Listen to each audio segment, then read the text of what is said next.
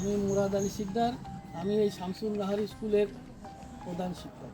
এই স্কুলটা 2015 সালে প্রতিষ্ঠিত হয়, মাঝে করোনার কারণে বন্ধ হয়ে যায়। কালিয়ায় ঝড়ে গাছ ভেঙে স্কুল শ্রেণীকক্ষে ধস, আহত 2 শিক্ষার্থী। বিস্তারিত থাকছে নড়াইল থেকে মোহাম্মদ রাসেল শেখের প্রতিবেদনে। নড়াইলের কালিয়া পৌরসভার ছোট কালিয়া এলাকায় ঝড়ের সময় একটি নারিকেল গাছ ভেঙে স্কুলের শ্রেণীকক্ষে পড়ে 2 শিক্ষার্থী আহত হয়েছে।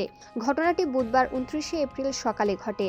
সকাল 10টার দিকে হঠাৎ ঝড়ো হাওয়ায় বিদ্যালয়ের পাশে থাকা একটি ঝুঁকিপূর্ণ নারিকেল গাছ উপড়ে গিয়ে শামসুন নাহার কিন্ডারগার্টেন স্কুলের একটি টিন শেড কক্ষের উপর পড়ে। সে সময় সেখানে পরীক্ষা চলছিল। আহতরা হলো সিয়াম শেখ বয়স 11 ও শেখ মাজদুল হক বয়স 9। তাদের উদ্ধার করে কালিয়া উপজেলা স্বাস্থ্য কমপ্লেক্সে নেওয়া হয়। পরে সিয়াম শেখকে উন্নত চিকিৎসার জন্য খুলনা মেডিকেল কলেজ হাসপাতালে পাঠানো হয়। বর্তমানে সে আশঙ্কামুক্ত রয়েছে। অন্য শিক্ষার্থী প্রাথমিক চিকিৎসা নিয়ে বাড়ি ফিরেছে। উপজেলা নির্বাহী কর্মকর্তা মোহাম্মদ জিন্নাতুল ইসলাম ঘটনাস্থল পরিদর্শন করেছেন এবং চিকিৎসা সহায়তার নির্দেশ দিয়েছেন। স্থানীয় জনপ্রতিনিধিরাও আহতদের খোঁজ খবর নিয়েছেন।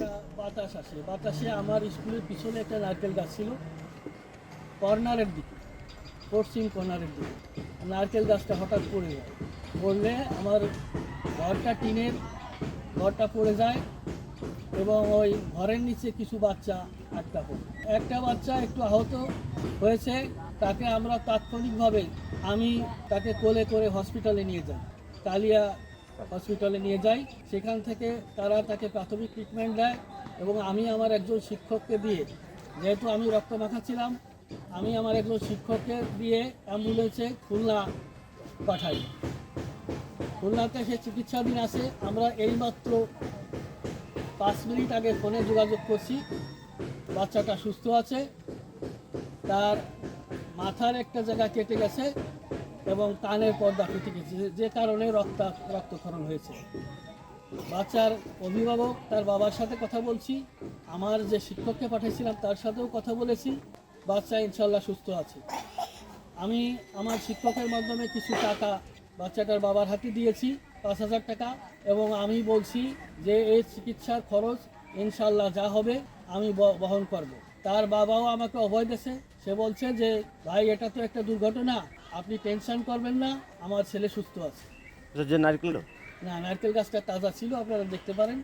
নারকেল গাছ আমার ওইটা না, হ্যাঁ, নারকেল গাছটা তাজা ছিল, কিন্তু গাছের গোড়াটা অন্য একটা বাড়ির দেওয়ালের পাশে ছিল, ওই গোড়াটা কিছুটা খাওয়া ছিল। এটা আমাদের আপনার আগে দেখেন এটা কারো চোখে পড়েনি, কারণ ওটা ছিল আড়ালে।